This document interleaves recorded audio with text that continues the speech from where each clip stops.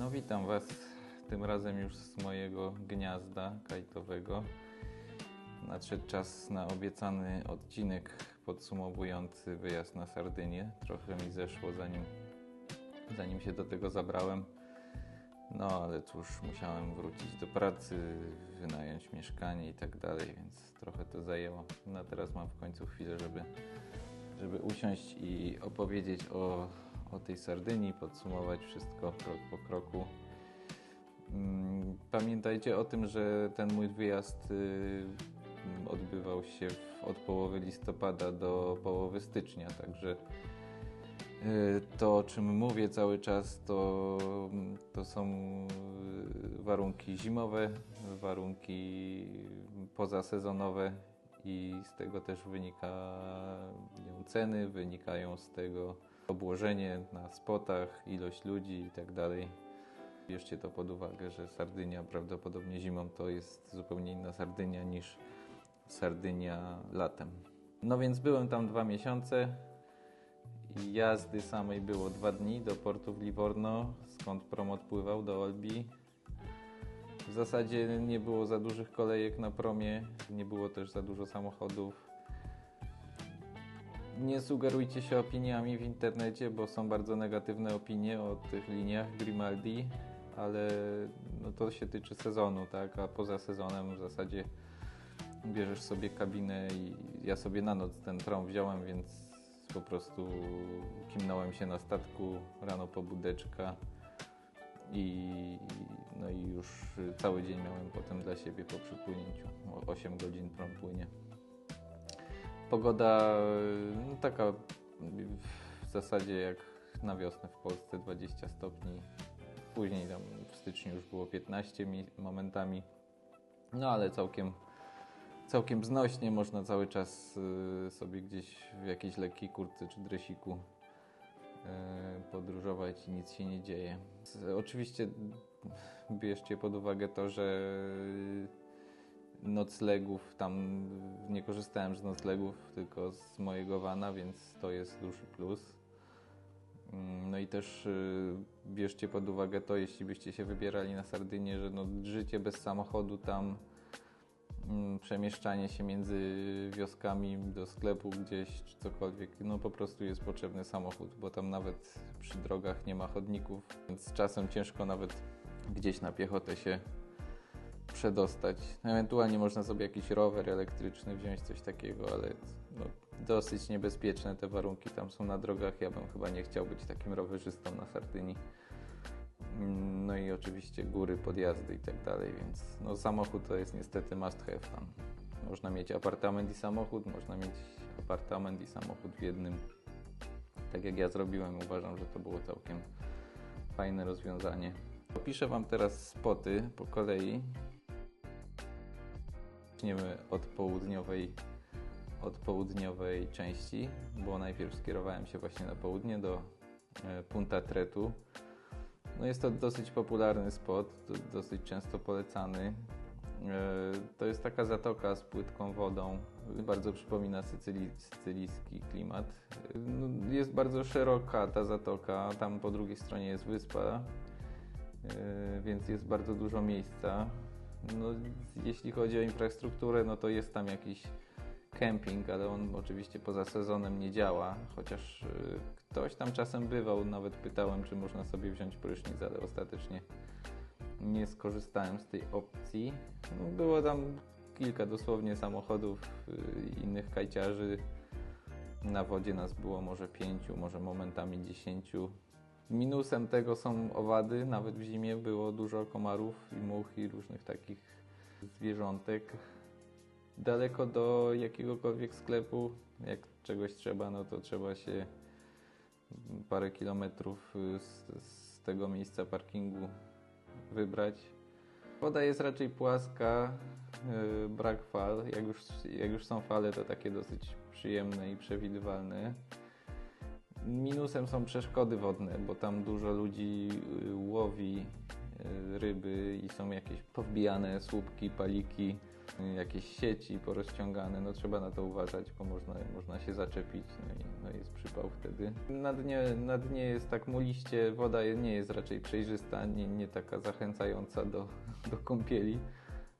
Ale no wiadomo, do pływania to na kajcie to nie robi różnicy. No, jeśli chodzi o wiatr, to jest dosyć często właśnie Punta Tretu i na północy Porto Polo to są dwa takie najbardziej wieczne miejsca, gdzie jest tego wiatru najwięcej, najczęściej.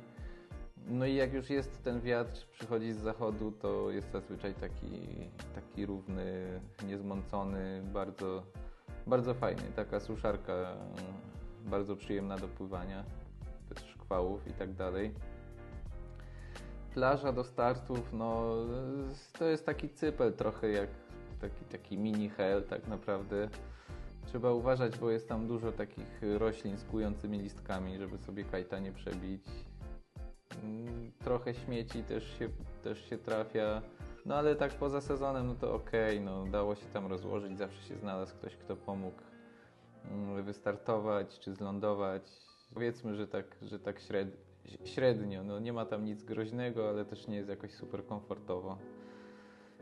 No, w sumie to moje wspomnienia z tego Punta Tretu są bardzo pozytywne, bo takie jedne z lepszych sesji tam miałem.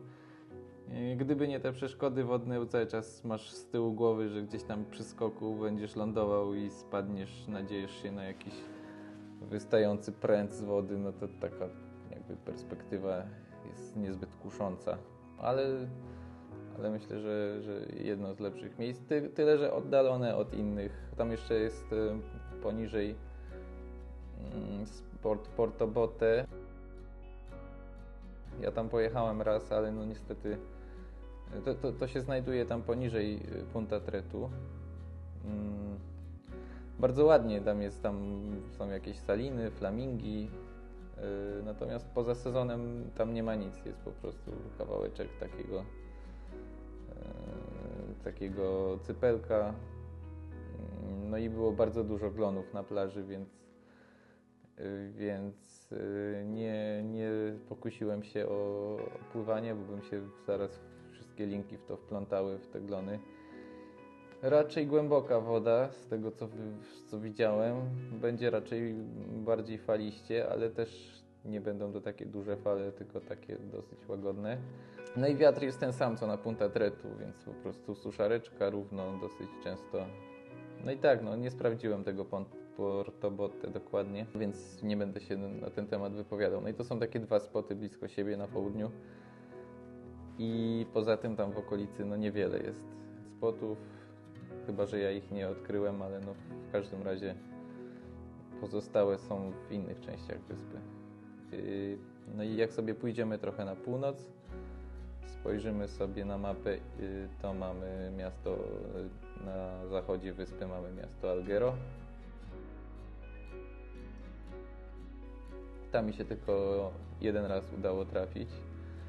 W zasadzie spot to jest w obrębie miasta, to jest, tam można zaparkować w zasadzie na takim miejskim parkingu, a rzut beretem jest dosłownie po prostu jakieś tam zabytkowe miasto, sklepy i tak dalej, więc pod tym względem super komfortowo, dosyć przyjemną noc tam spędziłem i też fajnie, bo można sobie rano skoczyć na jakąś kawkę z kłosą i do Lidla i tak dalej. Jeśli chodzi o wodę tam, no to są fale, ale bardzo fajne, takie równe, fajnie się układają.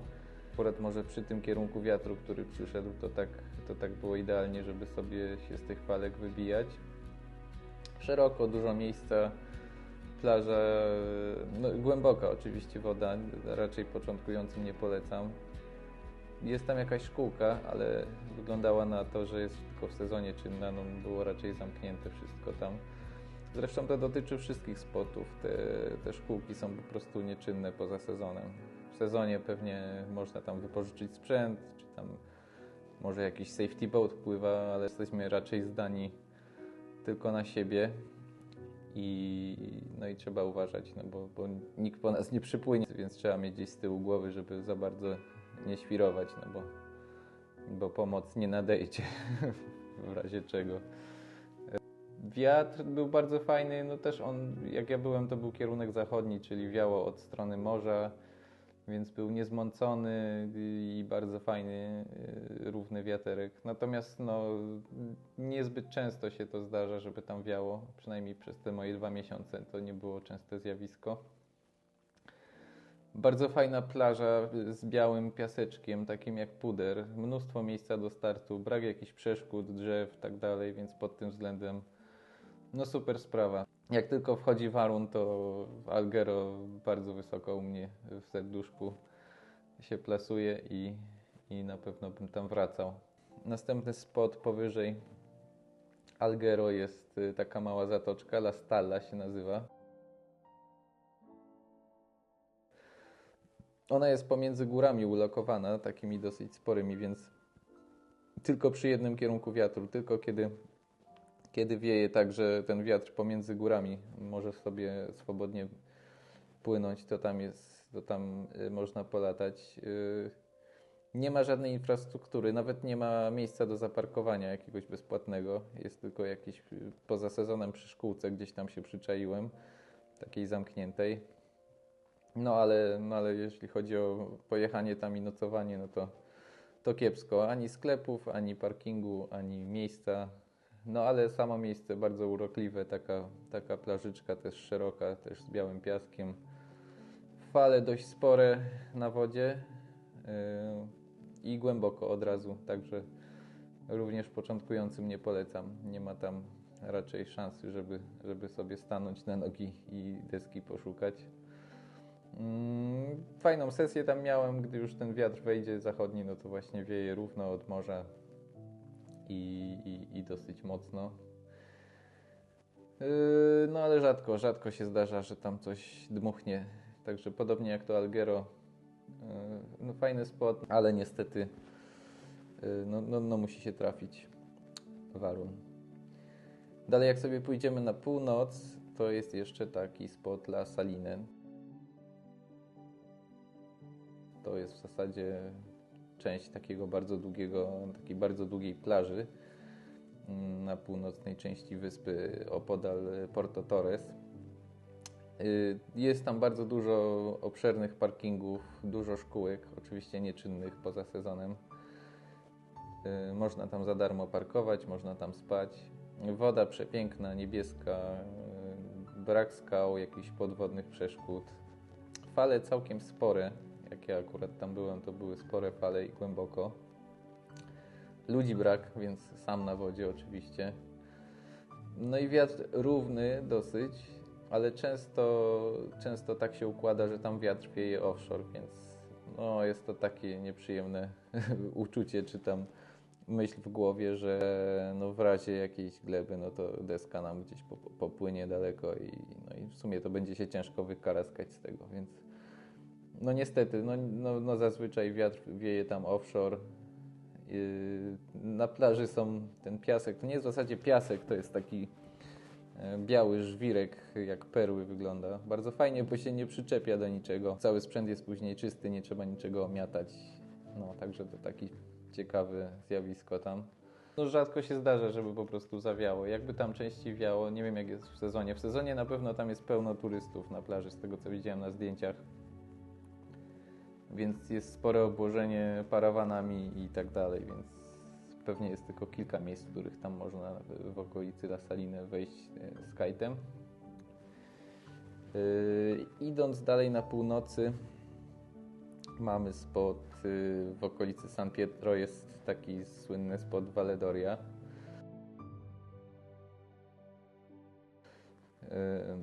Tam jest fajny parking z widoczkiem, kurczę, naprawdę budzić się tam rano i podziwiać ten krajobraz, to jest naprawdę coś fajnego. Oczywiście żadnej infrastruktury czynnej nie ma, typu tam toalety czy prysznice.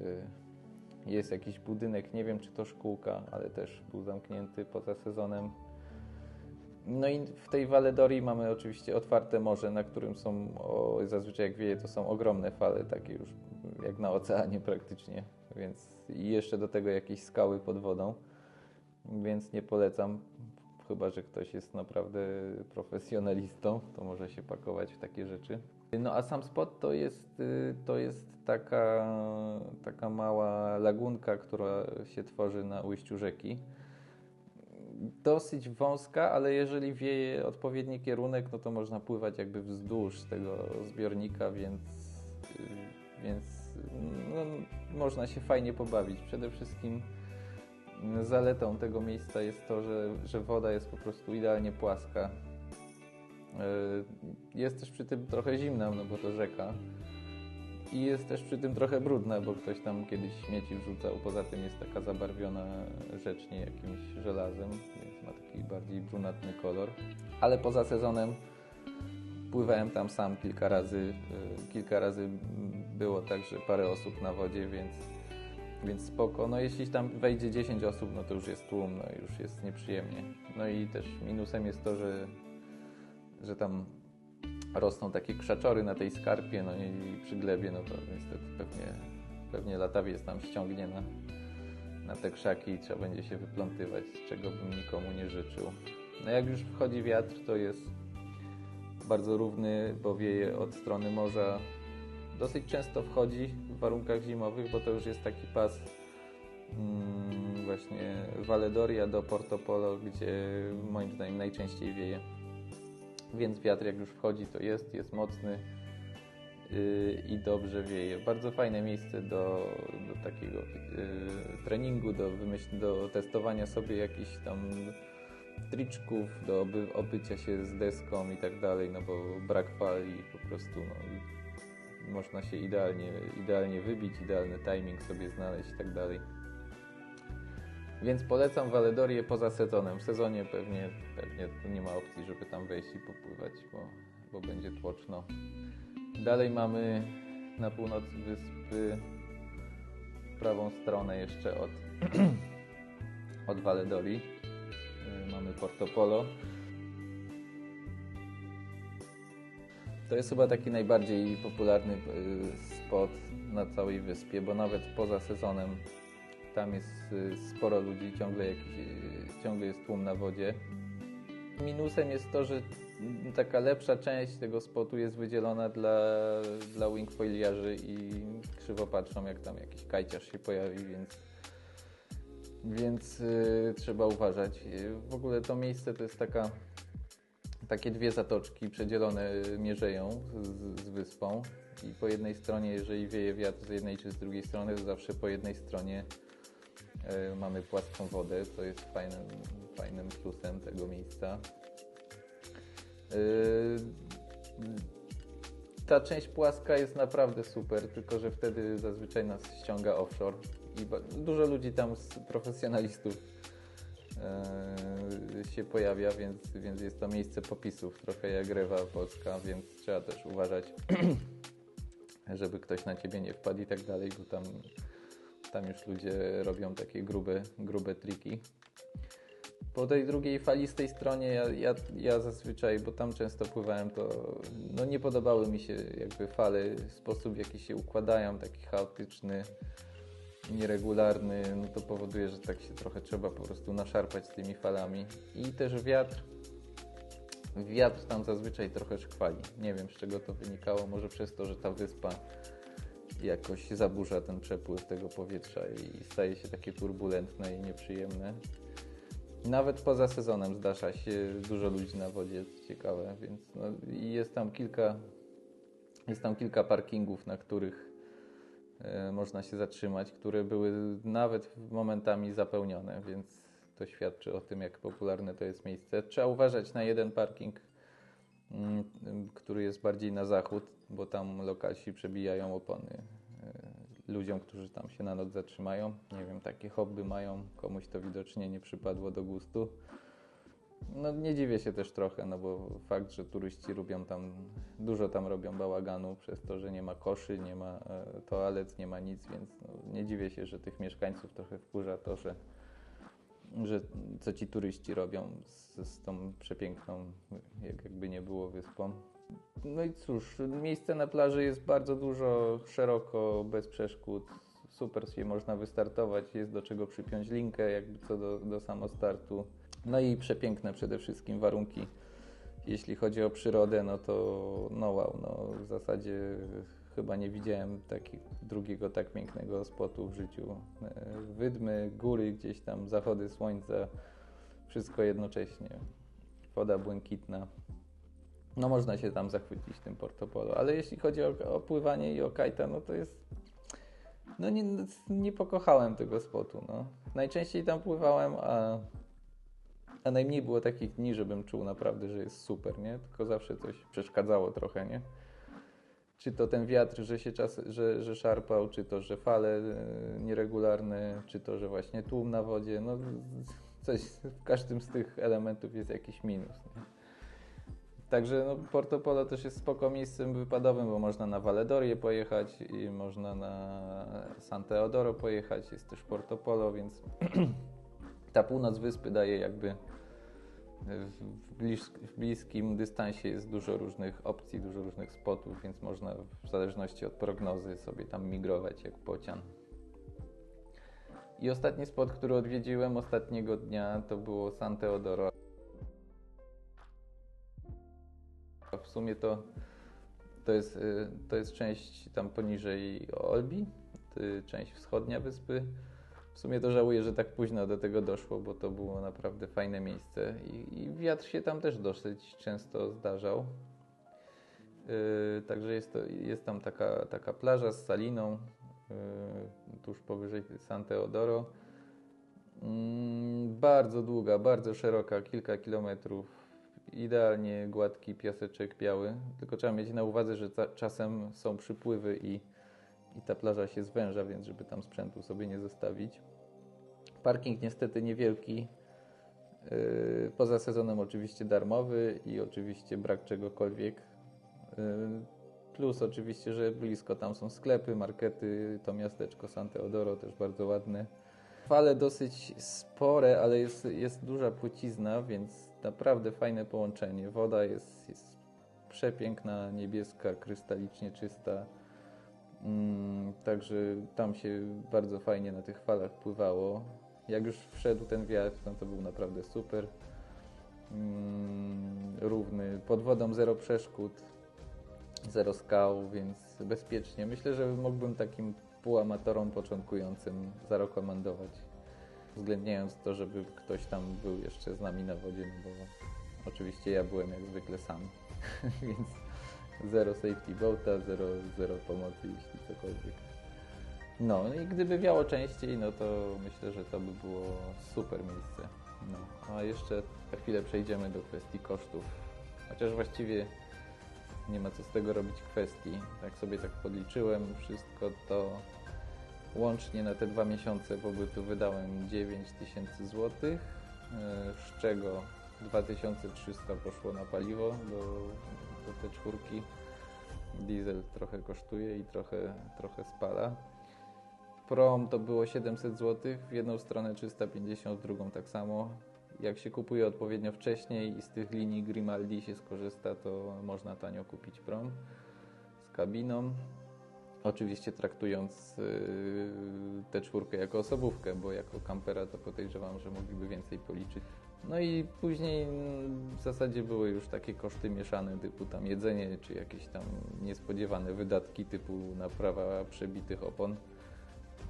No to na to poszło 6000 zł, czyli tak w zasadzie 100 zł na dzień można sobie uśrednić na przeżycie tam w campervanie, nie licząc noclegów, bo noclegi oczywiście w samochodzie nie.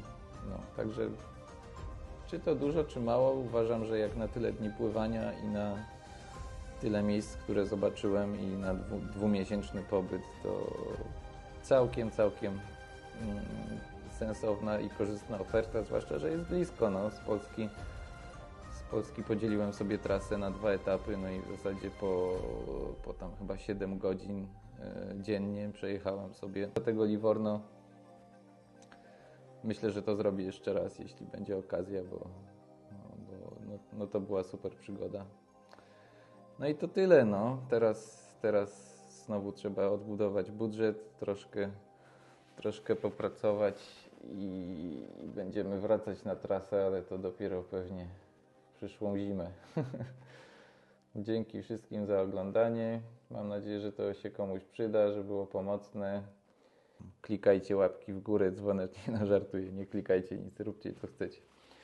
I cóż, no, do zobaczenia kiedyś tam w przyszłości. Ciao.